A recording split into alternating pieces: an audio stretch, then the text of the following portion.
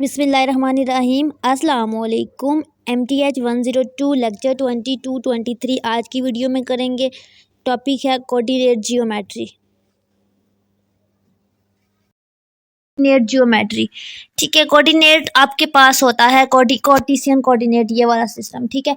अब आप इसकी जियोमेट्री पढ़ोगे, इसके बारे में। ये टॉपिक बहुत इंपॉर्टेंट है, ठीक है। चाहे आप MTH 101 के स्टूडेंट हो या MTH 100 के स्टूडेंट हो, इसमें इस टॉपिक को आपने अच्छे से करना है, ठीक है। ये फार्मूला आपका ज़रूर पेपर में आएगा, MCQs में, शॉर्ट में, लॉन्ग में, ठीक है। सबसे पहले तो आपने डिस्टेंस कैसे निकालना है, ये डिस्टेंस का फार्मूला है जो आपने याद रखना है। आपके पास 2 पॉइंट गिवन होंगे और आपने इस फार्मूले को यूज़ करके डिस्टेंस फाइंड आउट करना है। देखिए यहाँ पे कैसे करना है। आपके पास एक एग्जाम्पल है, ठीक है। गिवन पॉइंट A B, ठीक है। Find the distance between A and B। अब आपने A और B का डिस्टेंस निकाला, तो सबसे पहले आपने क्या करना है, स्क्वायर रूट लिखना है, स्क्वायर रूट और x2 माइनस x1, ठीक है। x2 ये आपके पास होते हैं पॉइंट, ठीक है, कॉमा। इसके अंदर 2 वैल्यू होती है, जो पहली वाली वैल्यू होती है उसको आप x कहते हो, x1 और y। लेकिन अगर 2 पॉइंट हो जाएं तो x1 y1 और दूसरे को x2 y2। यानी कि आपके पास अगर देखा जाए 2 पॉइंट कौन से एग्जाम्पल में, A और B, तो A आपके पास 2 है, यानी कि x1 आपके पास 2 है और B x2 आपके पास 5 है, ठीक है। पहली वैल्यू आपके पास x होती है और दूसरी आपके पास y होती है, ठीक है। y1 आपके पास 3 है और y2 आपके पास 7 है, ठीक है। ये आपके पास वैल्यू है, आपने डिस्टेंस निकालना है। अब आपने इन्हीं वैल्यू को इस फार्मूले के अंदर पुट करना है। तो x2 माइनस x1 यानी कि 5 माइनस 2 का स्क्वायर प्लस y 7 माइनस 3 का स्क्वायर। अब आपने किया क्या, 5 माइनस 2 इज इक्वल टू 3 कैसे आया, यहाँ पे देखें। हमेशा प्लस माइनस आपके पास क्या होता है, माइनस होता है। तो माइनस होगा, 5 में से 2 जाएंगे तो 3 आ जाएगा। और आपको पता है बड़े वाले नंबर का साइन आता है, तो 5 बड़ा नंबर है, तो बड़े वाले के साथ प्लस है तो प्लस 3 आएगा, ठीक है। उसके बाद नेक्स्ट है आपके पास 7 माइनस 3, तो 7 के साथ प्लस है और 3 के साथ माइनस है, तो प्लस माइनस माइनस होगा, यानी कि 7 में से 3 जाएगा तो 4 आएगा। अब आपके पास साइन बड़े वाले का आएगा, तो बड़ा वाला 7 है, 3 छोटा है, तो बड़े वाले के साथ प्लस है तो प्लस 4 आएगा, ठीक है। ये चीज़ आ गई। अब 3 का स्क्वायर का क्या मतलब होता है, 3 का स्क्वायर आप कैलकुलेटर में इजीली कैलकुलेट कर सकते हो, नहीं भी कर सकते तो 3 का मतलब होता है कि जितनी पावर है उसको उतनी दफ़ा मल्टीप्लाई करें। तो 3 3 हो जाएगा 9 और 4 4 हो जाएगा 16, ठीक है। अंडर द स्क्वायर इनको प्लस करोगे तो आपके पास आ जाएगा 25 अंडर द स्क्वायर, ठीक है। अब इसको आगे आपने कैसे करना है, यहाँ पे देखें।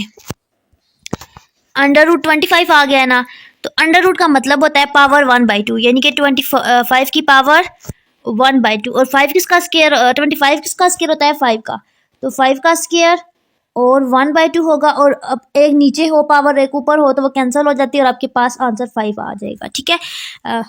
नेक्स्ट आप टॉपिक है आपके पास मिड पॉइंट। मिड पॉइंट में भी आपके पास 2 पॉइंट गिवन होते हैं और आपने मिड पॉइंट निकालना होता है। इसमें आप क्या करते हो, इसके लिए अभी आपने ये फार्मूला याद रखना है, इंपॉर्टेंट फार्मूला है, ये भी आपको फिंगर टिप पे हो, ये भी इसमें से क्वेश्चन आएगा।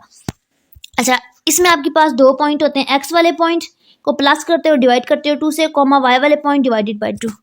अब हम लोग निकालते हैं इस पॉइंट का मिड पॉइंट, ठीक है। तो आपके पास एक्स क्या है, x1 4 है और x2 आपके पास क्या है, इज इक्वल टू डालना है, ठीक है। x2 आपके पास है 10 b वाले पॉइंट का, और y आपके पास 3 है और y2 आपके पास 7 है। अब आपने प्लस करना है, तो 10 प्लस 4 14 हो जाएगा, 14/2 आपके पास हो जाएगा, कैंसिल होकर 7, यानी कि x वाला पॉइंट आपके पास 7 आ जाएगा। और y वाला पॉइंट आपके पास कैसे आएगा, ये वाला 7 y वाला पॉइंट और ये 3, 7 और 3 10, और 10/2 आपके पास हो जाएगा, कैंसिल होके 2 1 2 और 2 5 10, तो y वाला पॉइंट आपके पास 5 आ जाएगा। इस तरह से आप मिड पॉइंट को फाइंड आउट कर सकते हो। नेक्स्ट आपके पास ग्रेडियंट और स्लोप की डेफिनेशन है, ये इंपॉर्टेंट क्वेश्चन है, लॉन्ग में आ सकता है, ठीक है। इसकी आपने डेफिनेशन सारी रीड आउट कर लेंगे। इसका ये फार्मूला आता है, स्लोप को m से रिप्रेजेंट करते हैं और इसको लिखते हैं y2 minus y1 divided by x2 minus x1। अच्छा, इसमें भी आपके पास 2 पॉइंट गिवन होते हैं और आपने स्लोप फाइंड आउट करना होता है। अच्छा, ये इसकी प्रॉपर्टीज़ हैं कुछ ग्रेडियंट की, ये आपने पढ़ लेनी है अच्छे से। ये आ सकता है, इसमें से आ सकता नहीं है, आएगा ज़रूर कोई भी शॉर्ट क्वेश्चन, ठीक है, कोई भी MCQs ये आप पढ़ लेना, टाइम वेस्ट करने वाली बात है यहाँ पे रुक के।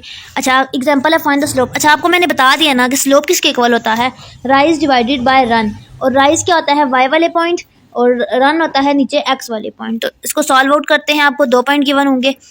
देखिए स्लोप किसके इक्वल है, ये स्लोप का फार्मूला है। तो आपके पास y2 क्या है, यहाँ पे देखें ये आपके पास y1 है, y1, और ये जो 3 है ये y2 है। तो y2 यानी कि 3 माइनस 1, माइनस माइनस आपके पास प्लस हो जाएगा। इस चीज़ को मैं खोल रही हूँ, ठीक है। 3 minus minus 1, minus minus plus होगा, तो 3 प्लस 1 आपके पास 4 आ जाएगा, और साइन बड़े वाले का आएगा, तो यहाँ पे बड़े 3 के साथ प्लस है तो प्लस 4 आ जाएगा, ठीक है। आप डिनोमिनेटर के लिए सॉल्व करते हैं, डिनोमिनेटर में क्या आएगा, y पॉइंट, तो x पॉइंट सॉरी, तो x पॉइंट है 2 और -5, तो -5 x2 और माइनस x12। तो ये माइनस माइनस आपके पास क्या होता है, हमेशा प्लस होता है। तो 5 और 2 प्लस होंगे, ठीक है। ये रूल आपने याद रखने हैं एडिशन के, प्लस माइनस क्या होता है, माइनस प्लस क्या होता है, ठीक है। 5 और 2 7 हो जाएगा, और साइन बड़े वाले नंबर का आएगा। तो बड़े वाला नंबर कौन सा है, 5 है, तो 5 का साइन माइनस आएगा, तो इसलिए डिनोमिनेटर में -7 आया है, ठीक है। ये छोटी सी मिस्टेक आपके पूरे क्वेश्चन को गलत कर सकती है, आपने रूल को अच्छे से समझना है। तो 4/7 -4/7 हो जाएगा, ठीक है। इस तरह से आपने स्लोप को फाइंड आउट कर लेना है। ये बेसिकली ये कार्टेशियन जो प्लेन है ना, उसी के अंदर का काम है कि उसके अंदर मिड पॉइंट कैसे निकालते हैं, डिस्टेंस कैसे निकालते हैं, स्लोप कैसे निकालते हैं। अब नेक्स्ट टॉपिक है आपका इक्वेशन ऑफ लाइन। अब आपने क्या करना है, एक लाइन, जो लाइन होती है, ठीक है, कार्टेशियन जो कोऑर्डिनेट सिस्टम होता है ना, XY प्लेन वाला, ये वाला, इसके अंदर आप ऐसे लाइन कैसे ड्रा करते हो, ठीक है, उसकी इक्वेशन को कैसे आप राइट करोगे। तो इसके इसी फार्मूले से वो इक्वेशन बनेगी, स्लोप के फार्मूला से। ये आपके पास स्लोप का फार्मूला है, स्लोप m = y - x वाले पॉइंट, ठीक है। अच्छा नेमिंग चेंज कर दिया, y2 - y1 तो इन्हें y - y1 रख लिया, इससे कुछ फर्क नहीं पड़ता। अब आपने क्या करना है, इक्वेशन फाइंड आउट करनी है, तो इस चीज़ को इधर रखना है, और ये जो डिनोमिनेटर वाली चीज़ है, डिनोमिनेटर यानी कि जो नीचे वाली चीज़ है, वो उधर हम के साथ जाके मल्टीप्लाई हो जाएगी, क्योंकि इधर डिवीजन में है, ठीक है। फिर नेक्स्ट स्टेप में आपने इस y को इधर ही रखना है, और ये जो -y है ये इधर आके +y1 हो जाएगा, ठीक है, और ये m अंदर जाके मल्टीप्लाई होगा। तो इसको सॉल्व आउट करके आपके पास जो इक्वेशन बनेगी वो होती है equation of line. y = MCQs आ सकता है, शॉर्ट में आ सकता है, राइट इक्वेशन ऑफ लाइन। तो y = mx + c होती है आपके पास इक्वेशन ऑफ लाइन। अगर आपने c निकालना है तो c c को एक साइड पे रखना है, और इस टर्म को इधर लेके जाना है, तो आपके पास ये माइनस हो जाएगी, ठीक है। उसके बाद ये आपने स्लोप इंटरसेप्ट की डेफिनेशन याद करनी है यहाँ से। ये आपके पास एक इक्वेशन गिवन है, ठीक है, इक्वेशन गिवन है, और आपने स्लोप निकालना है। तो स्लोप की इक्वेशन क्या थी, स्लोप की इक्वेशन आपने कंपेयर करना है, इसको देखें, स्लोप निकालना है, तो यहाँ पे क्या इक्वेशन थी, y = mx + c, ठीक है, y = mx + c। अब इसमें देखना है कि इसको कंपेयर करना है, ठीक है। तो लेट्स सपोज कि y की जगह पे इन्होंने रखा हुआ है -4y, ठीक है, और = mx x वाले से के साथ जो है ये, तो यहाँ पे +3 है, तो यहाँ पे आके -3x हो जाएगा, और +12 एज इट इज रहेगा, ठीक है, ये आ जाएगा। अब आपने क्या निकाला है, y, तो y -y, ठीक है, -y = 3/4x हो जाएगा, और ये माइनस यहाँ से इधर आएगा तो साइन चेंज कर देगा, माइनस का प्लस हो जाएगा, और प्लस का -12 हो जाएगा 4, ठीक है। 12/4 होगा तो वो कट होके 3 हो जाएगा, ठीक है। और 3/4 आपके पास क्या आ जाएगा, +3/4x, और ये कट डाउन होके -3 आ जाएगा। तो इसमें से आपने फाइंड आउट क्या करना था, अगर आप अब इस इक्वेशन को, ठीक है, अब आप इस इक्वेशन को और इसको कंपेयर करो, तो आपके पास y = mx + c था, तो m y भी है, x भी है, c भी है, तो आपके पास m फाइंड आउट करना था स्लोप, तो m की जगह पे क्या है 3/4, तो आपका स्लोप आ जाएगा 3/4। ये इस तरह से आप एक इक्वेशन अगर दी हो तो स्लोप को फाइंड आउट कर सकते हो, ठीक है। 2 लाइन्स इन अ प्लेन, ठीक है, प्लेन क्या होता है, XY प्लेन होता है, ये XY प्लेन, ठीक है। इसके अंदर 2 लाइन बनती हैं, इस तरह की लाइन, ठीक है। अब 2 लाइन्स इधर intersect are a parallel. Intersect का मतलब होता है कि 2 लाइनें जब आपस में मिलती हैं, कट करती हैं, और इस एक पॉइंट आता है जिसमें वो टकराती हैं, उस पॉइंट को कहते हैं इंटरसेक्ट पॉइंट, इंटरसेक्शन, ठीक है, ठीक है। आर पैरेलल, या तो कहते हैं कि प्लेन के अंदर जो लाइन होती हैं या तो आपस में इंटरसेक्ट होती हैं या इस तरह से जैसे भी, या इस तरह होती हैं या फिर इस तरह से होती हैं, यानी कि इंटरसेक्ट नहीं करती, यानी कि पैरेलल होती हैं। ठीक है, जो इंटरसेक्ट नहीं करती वो पैरेलल होती हैं। ठीक है, और परपेंडिकुलर इंटरसेक्ट करती है, ये एमसीक्यूज आ सकता है। ठीक है, if the gradients are the same, gradient same है तो लाइन पैरेलल है। ठीक है, ये ये एमसीक्यूज पूछ सकते हैं कि अगर ग्रेडियंट सेम हो तो क्या वो पैरेलल हैं या नहीं। ठीक है, and do not intersect. Parallel ये देखें, पैरेलल लाइन ऐसे होती है, एक लाइन ऐसे दूसरी लाइन ऐसे, यानी कि आपस में पैरेलल होगी जब तो वो इंटरसेक्ट नहीं करेगी। ठीक है, इसका मतलब है कि लाइनों का ग्रेडियंट सेम है और लाइनें पैरेलल है और आपस में इंटरसेक्ट नहीं कर रही, यानी कि एक दूसरे को यूं क्रॉस नहीं कर रही। ठीक है, लेकिन अगर हमारे पास आ जाए कि if the gradient are not same then line intersect, ये लाइन इंटरसेक्ट कर रही हैं, किसी भी तरीके से इंटरसेक्ट कर सकती हैं ये। ठीक है, ये सारी इंटरसेक्शन आ जाती है, इंटरसेक्ट ऑफ लाइन। अच्छा, परपेंडिकुलर लाइन क्या होती है? परपेंडिकुलर लाइन जो ऐसे 90 डिग्री का एंगल बनाती है, दो लाइनें। ठीक है, इसमें क्या होता है, is perpendicular, gradient of line is perpendicular to the line is 1/m। ठीक है, two lines with gradient m1 m2, कह रहे हैं कि हमारे पास दो लाइन है, लेट्स सपोज एक ये सॉरी ये, हाँ, m1 m2। अब ये परपेंडिकुलर होंगी तो आपने यहाँ पे ये चीज़ याद रखनी है कि जब लाइन हमारे पास परपेंडिकुलर होती हैं तो कैसे पता चलता है कि आप उन दोनों लाइन को आपस में मल्टीप्लाई करो तो उसका आंसर -1 आए तो आप कहते हो कि लाइन्स आर परपेंडिकुलर। तो यहाँ से आप अगर m1 की वैल्यू निकालना चाहते हो तो यहाँ से m1 इधर रखोगे और -1/m2 हो जाएगा। ठीक है, ये इंपॉर्टेंट है, इसको नोट डाउन कर लें।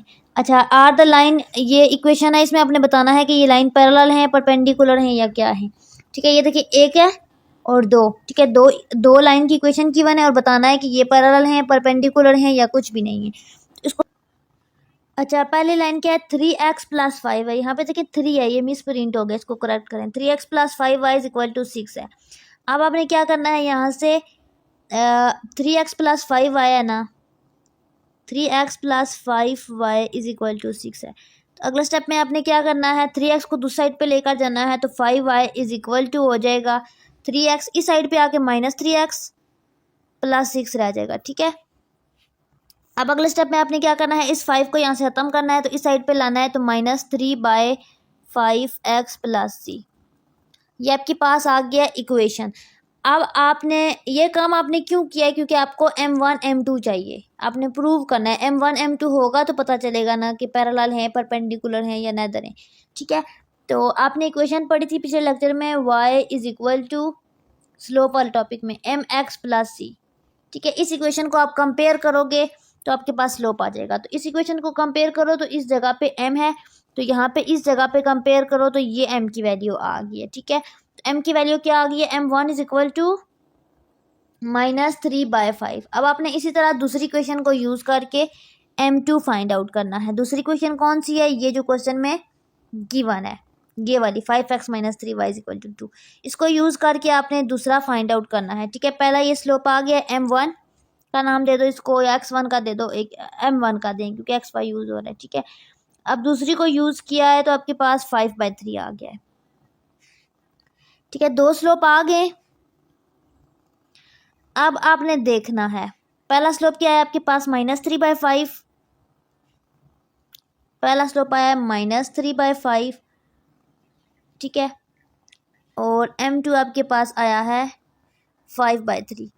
अगर तो आपके पास दोनों स्लोप का आंसर सेम होता, m1 और m2 का सेम होता, तो आप कहते हैं ये पैरेलल है, लेकिन आपने लिखना है as m1 is not equal to m2, क्योंकि उसकी -3/2 है, 5 है और उसकी 5/3 है, तो आप कह दोगे कि इट इज़ नॉट पैरेलल। अब आप चेक करोगे परपेंडिकुलर के केस के लिए कि परपेंडिकुलर है, तो परपेंडिकुलर में क्या किया था कि दोनों को मल्टीप्लाई करो तो आंसर 1 आए, तो -3/5 करो और m1 डॉट m2 करेंगे। ठीक है, अगर आंसर -1 आ गया तो ये परपेंडिकुलर है, वरना नहीं है। ठीक है, 5/3। तो यहाँ पे देखें, अगर आप, तो ये 3 डिनोमिनेटर में है और नोमिनेटर में कैंसिल आउट हो जाएगा, ये भी कैंसिल आउट हो जाएगा और आपके पास 1 आ जाएगा और ये वाला माइनस एज इट इज़ आ जाएगा, -1 आ गया।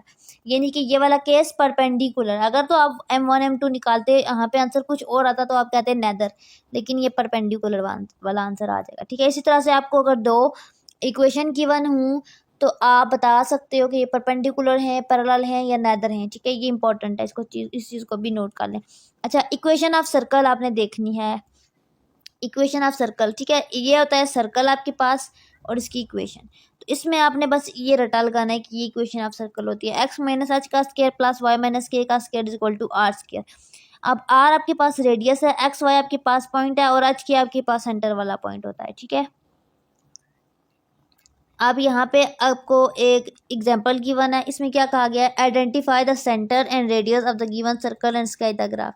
ठीक है, ये आपके पास इक्वेशन गिवन है, आपने इसका सेंटर निकालना है, रेडियस निकालना है। तो देखें, आपके पास सबसे पहले आपको पता होना चाहिए कि सेंटर आपके पास होता है h और k को आप सेंटर कहते हो।